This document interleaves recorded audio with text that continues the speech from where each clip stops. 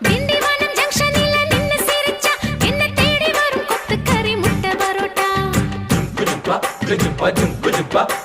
Chengalpattu bus ஸ்டாண்டே வேர்த்து இருக்கும் என்ன சைட் அடிக்க கோடி சனம் காத்து கிடக்கும். ஏ